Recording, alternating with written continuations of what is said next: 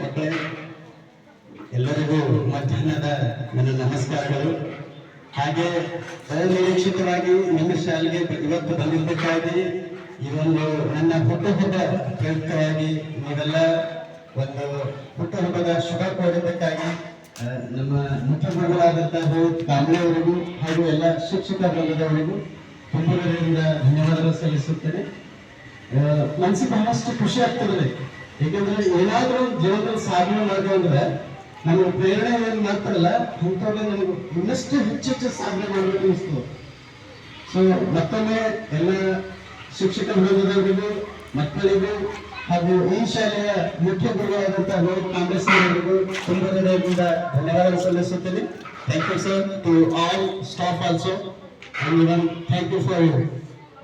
So ಮತ್ತೆ basically ಈಗಾಗಲೇ sir ಅಂತೂ ಸಣ್ಣ ಕಿರುಪರಿಚಯ ಹೇಳುವಂತೆ ಎಲ್ಲ ಹೇಳ್ಬಿಟ್ರು ನನ್ನ ಬಗ್ಗೆ.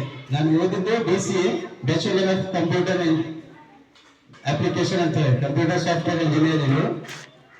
ಸೊ ಇವತ್ತು ಅನಿರೀಕ್ಷಿತವಾಗಿ ಬಂದಿದ್ದ ಕಾರಣಕ್ಕಾಗಿ ಧ್ಯಾನದಿಂದ ಬುದ್ಧನಾಗಿ ಮತ್ತೆ ನನಗೆ ನೀನೇ ಬೆಳಕು ಅಂತ ಈ ಎರಡು ಪುಸ್ತಕಗಳು ಯಾವುದು ಸರ್ಕಾರ ಮಾಡಿದ ಬೀದರ್ ಜಿಲ್ಲೆ ಎಲ್ಲಾ ಶಾಲೆಗಳಿಗೆ ಹೋಗ್ತಿದ್ರಿ ಅಂತ ಸರ್ಕಾರ ಆದೇಶ ಮಾಡಿದ್ರು. ಎರಡು ಪುಸ್ತಕಗಳು ಬರ್ತೀವಿ, ಧ್ಯಾನದಿಂದ ಬುದ್ಧನಾಗು ಮತ್ತೆ ನನಗೆ ನೀನೇ ಬೆಳಕು ಅಂತ. ಈ ಪುಸ್ತಕದ ಮಹತ್ವ ಏನಂತ ಹೇಳ್ಬೇಕಂದ್ರೆ,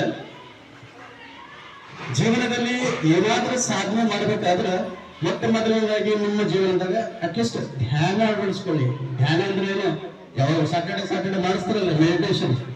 ಈಗ 5 ವರ್ಷ ಮೇಲ್ಪಟ್ಟು ಎಲ್ಲರೂ ಇದ್ರು, ನೀವು 5 ವರ್ಷ ಮೇಲ್ಪಟ್ಟು ಯಾರು ಮಾಡ್ಬೋದು ಧ್ಯಾನ ಮೆಡಿಟೇಷನ್. ನಿಮಗೆ ಸಮಯ ಸಿಕ್ಕಿದಾಗ 5 ವರ್ಷ ಇದ್ದವರು 5 ನಿಮಿಷ, 10 ವರ್ಷ ಇದ್ದವರು 10 ನಿಮಿಷ, 20 ವರ್ಷ ಇದ್ದವರು 20 ನಿಮಿಷ. ಅಟ್ಲೀಸ್ಟ್ ನಿಮ್ಮ ಜೀವನದಾಗ ಸ್ವಲ್ಪ ಮೆಡಿಟೇಷನ್ ಬಂದಿರಲ್ಲ, ನಿಮ್ಮಲ್ಲಿದ್ದಂತಹ ಎಲ್ಲಾ ನಕಾರಾತ್ಮಕಗಳು ದೂರ ಆಗ್ತಾವ, ಪಾಸಿಟಿವ್ ವಿಚಾರಗಳು ಬರ್ತಾವ, ಮನಸ್ಸು ಏಕಾಗ್ರತೆ ಆಗ್ತದೆ, ಓದಕ್ಕೆ ಒಳ್ಳೆ ಮನಸ್ಸಾಗ್ತದೆ. ಸರಿಯಾಗಿ ನೀವು ಏನೇ ಸಾಧನೆ ಮಾಡಬೇಕಾದ್ರೆ ನಿಮ್ಮ ಜೀವನದಾಗ ಧ್ಯಾನ ಬಹಳಷ್ಟು ಅವಶ್ಯಕತೆ ಇದೆ. ಕಾರಣ ನಿಮ್ಮ ಸಾಕಷ್ಟು ಕನಸುಗಳು ಇಟ್ಕೊಳ್ಳುತ್ತೆ. ಮಕ್ಕಳು ಈ ದೇಶದ ಉಜ್ವಲ ಭವಿಷ್ಯ, ಈ ದೇಶದ ಒಂದು ಮುಂದಿನ ನಮ್ಮ ಭವಿಷ್ಯ ನೀವೇ ಇದ್ದೀರಿ. ನೀವು ದೊಡ್ಡ ದೊಡ್ಡ ಅಧಿಕಾರಿಗಳಾಗಬೇಕು, IAS ಆಫೀಸರ್ ಆಗಬೇಕು, IPS ಆಫೀಸರ್ ಆಗಬೇಕು, ಡಾಕ್ಟರ್ ಆಗಬೇಕು, ಇಂಜಿನಿಯರ್ಸ್ ಆಗಬೇಕು, ಶಿಕ್ಷಕರಾಗಬೇಕು, ಮುಖ್ಯ ಗುರುಗಳಾಗಬೇಕು.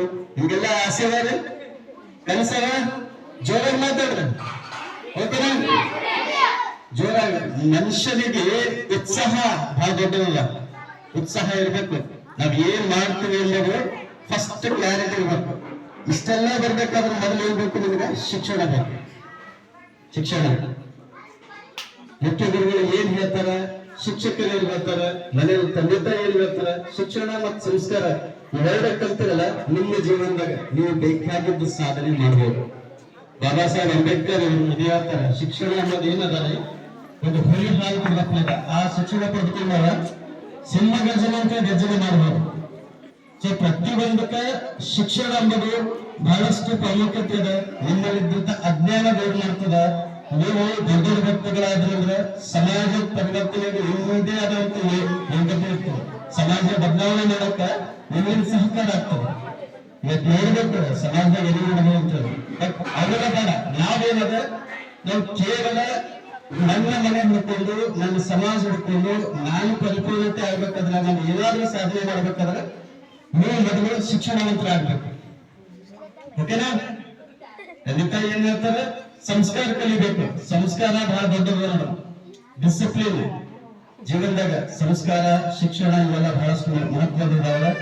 ಸರಿಯಾಗಿ ಓದ್ರಿ, ಸರಿಯಾಗಿ ಹೋಮ್ವರ್ಕ್ ಮಾಡ್ರಿ, ಓದೋದ್ ಕಡೆ ಲಕ್ಷ್ಯ ಕೊಡ್ರಿ. ಡಾಕ್ಟರ್ APJ ಅಬ್ದುಲ್ ಕಲಾಂ ಹೆಸರು ಕೇಳಿರಿ? ಏನಿದ್ರು ಅವರು? ಏನಿದ್ರು? ಶಿಕ್ಷಣ ಮಂತ್ರಿ, ರಾಷ್ಟ್ರಪತಿ ಇದ್ದರು, ಮಾಜಿ ರಾಷ್ಟ್ರಪತಿ ಅವರು.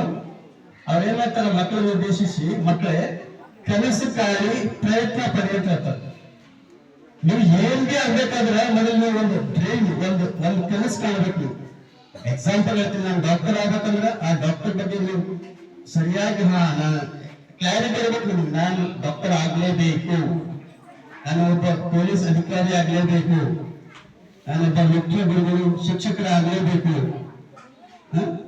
ಈ ತರ ನೀವು ಕನಸು ಕಾಣಿದ್ರೆ ಆ ಕನಸು ಕಾಣುವಾಗ ನೀವು ಅದ್ರ ತಕ್ಕಂತೆ ಓದ್ತೀರಿ, ಅದ್ರ ತಕ್ಕಂತೆ ಶಿಕ್ಷಣ ಪಡ್ಕೊಂಡಿರಲ್ಲ, ನೋಡಿದ್ರೆ ಸತ್ಯ ನೀವು ಆ ಕನಸನ್ನು ಕೆಲಸ ಮಾಡ್ಕೊಳ್ಬಹುದು.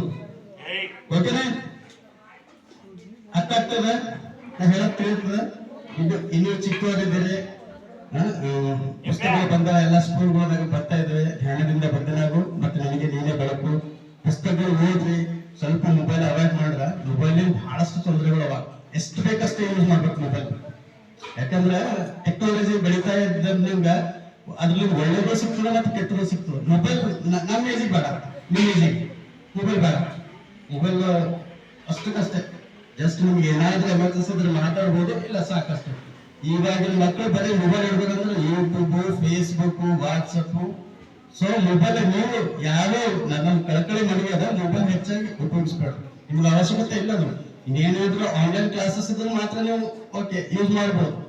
HM ಆಗಲಿ ಅವ್ರ ಅನುಮತಿ ತಗೊಂಡು ಅಥವಾ ಸ್ಕೂಲ್ ಮನೆಯಲ್ಲಿ ತಂದೆ ಅನುಮತಿ ತಗೊಂಡು ಆನ್ಲೈನ್ ಕ್ಲಾಸಸ್ ಆಗಲಿ ಏನಾದ್ರೂ ಕಲಿಕೆ ಸಂಬಂಧಪಟ್ಟಿದ್ರೆ ಓಕೆ ಯೂಸ್ ಮಾಡಬಹುದು. ಬಟ್ ಅದಕ್ಕೆ ಬಿಟ್ಟು ಬೇರೆ ಬೇರೆ ಇವೆಲ್ಲ ಕೆಲವೊಂದು ಸಾಂಗ್, ಫಿಲ್ಮ್ ಅವೆಲ್ಲ ಬೇಡ. ಮೊಬೈಲ್ಗಳು ಹೆಚ್ಚು ಯೂಸ್ ಮಾಡ್ಬೇಡ್ರಿ. ಸರಿಯಾಗಿ ಓದ್ರಿ, ತಂದೆ ತಾಯಿ ಹೆಸರು ಉಳಿಸ್ರಿ. ಯಾಕೆ ಎಲ್ಲರೂ ಬಡತನದಿಂದ ಬಂದಿದ್ದೇವೆ, ಅದ ನಾವೆಲ್ಲ ಬಡತನದಿಂದ ಬಂದಿದ್ದೇವೆ. ನೀವು ಬಡತನ ನಂಬರ್ ಬಹಳ ಕ್ರೌರಿ ಅದ. ಆ ಬಡತನ ಹಿಮ್ಮೆಟ್ಟಿ ನಾವು ಮುಂದಿರ್ಬೇಕು, ನಾವು ಶ್ರೀಮಂತರಾಗಬೇಕು, ಸಮಾಜದಲ್ಲಿ ನಮ್ದೇ ಆದ ಒಂದು ಅಸ್ತಿತ್ವ ಇರ್ಬೇಕು. ಗೊತ್ತಾಗ್ತದ? ಅರ್ಥ ಆಗತ್ತವ ನಾವು ಹೇಳಿದ್ದು? ಸೊ ತಂದೆ ತಾಯಿ ಏನ್ ಹೇಳ್ತಾರ ಅವ್ರಿಗೆ ಗೌರವ ಕೊಡ್ಬೇಕು. ಮನೆಗೆ ಅಜ್ಜಿ ತಾತ ಏನ್ ಅಣ್ಣ ತಮ್ಮ ತಂಗಿ ಅಕ್ಕ ಒಂದು ಕುಟುಂಬ ಎಲ್ಲರಿಗೂ ಗೌರವ ಕೊಡ್ಬೇಕು. ಮನೆ ಆಯ್ತಾ, ಮನೆ ಆದ್ಮೇಲೆ ಸ್ಕೂಲಿಗೆ ಬರ್ತಿರಲ್ಲ, ಸ್ಕೂಲ್ ಬಂದ ತಕ್ಷಣ ಮುಖ್ಯ ಗುರುಗಳಿಗೆ, ಶಿಕ್ಷಕರಿಗೆ, ಟೀಚರ್ಸ್ಗಳಿಗೆ ಅವರೆಲ್ಲ ಏನ್ ಹೋಮ್ವರ್ಕ್ ಹೇಳ್ತಾರೆ, ಈ ಪ್ರತಿದಿನ ಏನ್ ಓದಿಸ್ತಾರೆ ನೀವು ಗಮನ ಬಿಟ್ಟು ಕೇಳಿದ್ರಲ್ಲ, ಅವ್ರು ಹೇಳಿದ ಪಾಠ ಅರ್ಥನೂ ಆಗ್ತಾ ಇಲ್ಲ ಅಂತಂದ್ರೆ ಮತ್ತೊಮ್ಮೆ ಕೇಳಬೇಕು. ನೀವು ಪದೇ ಕ್ವಶನ್ ಮಾಡೋದು ಕಲೀರಿ, ಜೀವನದಾಗ ಪ್ರಶ್ನೆ ಮಾಡೋದು ಕಲೀರಿ.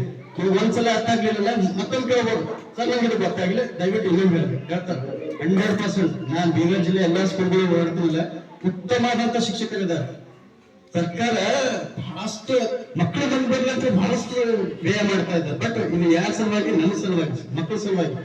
ಸರ್ಕಾರ ನೋಡ್ರಿ ಇಂತ ಇಷ್ಟು ಇದು ದಾಸರವಾಡಿ ಊರಿನಲ್ಲಿ ಇವೆಲ್ಲ ದಾಸರ ಓದಂತ ಪ್ರತಿಭೆ ಆಗ್ಬೇಕು ಮುಂದೆ. ಓಕೆನಾ? ಸರಿಯಾಗಿ ಓದ್ರಿ, ಓದ್ತೀರಿ.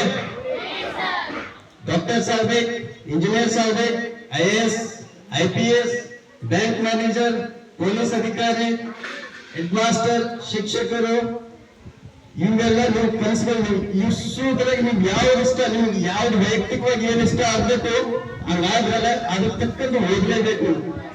ಓದ್ದಂದ್ರೆ ನಮ್ಮ ಜೀವನ ಓದಿದ್ರೆ ಸತ್ಯ. ಅಡೆತಡೆಗಳು ಬಂದ್ರೆ ಯಾವುದಕ್ಕೂ ಬದಲಾಗಿಲ್ಲ. ಜೀವನದಾಗ ಎಲ್ಲರಿಗೂ ಕಷ್ಟಗಳವ, ಎಲ್ಲರಿಗೂ ಬಡತನದ, ಎಲ್ಲರಿಗೂ ಅಡೆತಡೆಗಳು ಇದ್ದವ್ರಿಗೆ ಅವೆಲ್ಲ ಹಿಮ್ಮೆಟ್ಟಿ ಮುಂದೆ ಓದ್ಲೇಬೇಕು. ಬಾಬಾ ಸಾಹೇಬ್ ಅಂಬೇಡ್ಕರ್ ಅವ್ರಿಗೆ ಎಷ್ಟು ಕಷ್ಟಗಳಿದ್ರು, 70 ಊಟ ಮಾಡಕ್ಕೆ ಎಷ್ಟು ಕಷ್ಟ ಇರ್ತಾವ ನೋಡ್ರಿ. ಅವ್ರು ಓದಿರಿ ಅಂತ ಇಡೀ ವಿಶ್ವದಾಗೆ ಯಾರು ಓದಿಲ್ಲ. ಅವ್ರು ಎಲ್ಲೆಲ್ಲೂ ಹೋಗಿ ಕೊಲಂಬಿಯಾ, ಲಂಡನ್ ಎಲ್ಲ ಕಡೆ ಹೋಗಿ ಬಂದರು. ನಮ್ಮ ಜೀವನದಾಗ ಇತಿಹಾಸ ಪುರುಷರನ್ನ ಅವ್ರು ಅಧ್ಯಯನ ಮಾಡ್ತಾ ಹೋದ್ರು. ಅವರೆಲ್ಲ ಹೇಗೆ ಮುಂದೆ ಬಂದ್ರು, ಅಷ್ಟು ಕಷ್ಟದಿಂದ ಹೆಂಗೆಲ್ಲ ಮುಂದೆ ಬಂದ್ರು. ಅನೇಕರಿದ್ದಾರೆ, ಬುದ್ಧ ಭಗವಾನ್ ಅವರಿದ್ದಾರೆ, ಬಸವಣ್ಣ ಅವರಿದ್ದಾರೆ, ಬಾಬಾ ಸಾಹೇಬ್ ಅಂಬೇಡ್ಕರ್ ಅವರಿದ್ದಾರೆ. ನಿಮ್ಮ ವೈಯಕ್ತಿಕ ಧರ್ಮ ಏನೇ ಇರಲಿ, ನೀವು ಧರ್ಮ ಆಚರಣೆ ನಿಮ್ಮ ವೈಯಕ್ತಿಕವಾಗಿ ಮಾಡ್ಕೊಳ್ಳಿ. ಬಟ್ ಇಡೀ ಭಾರತಕ್ಕೆ ಏಕೈಕ ಧರ್ಮ, ಏಕೈಕ ಗ್ರಂಥ ಅಂದ್ರೆ ಅದು ಸಂವಿಧಾನ. ಓಕೆನಾ? ಸಂವಿಧಾನ ಇವೆಲ್ಲ ಮುಂದೆ ಬರ್ತವೆಲ್ಲ. So thank you for inviting to me and ಇದೊಂದು ಅತ್ಯುತ್ತಮವಾದಂತಹ ಒಂದು ಅವಕಾಶ ಮಾಡಿದ್ದಕ್ಕಾಗಿ ಮುಖ್ಯ ಗುರುಗಳಿಗೂ, ಎಲ್ಲ ಸಿಬ್ಬಂದಿ ವರ್ಗದವರಿಗೂ ಹಾಗೂ ಎಲ್ಲ ನನ್ನ ಪ್ರೀತಿ ಮುದ್ದು ಮಕ್ಕಳಿಗೂ ತುಂಬ ಧನ್ಯವಾದಗಳು ಸಲ್ಲಿಸುತ್ತೇನೆ. Thank you.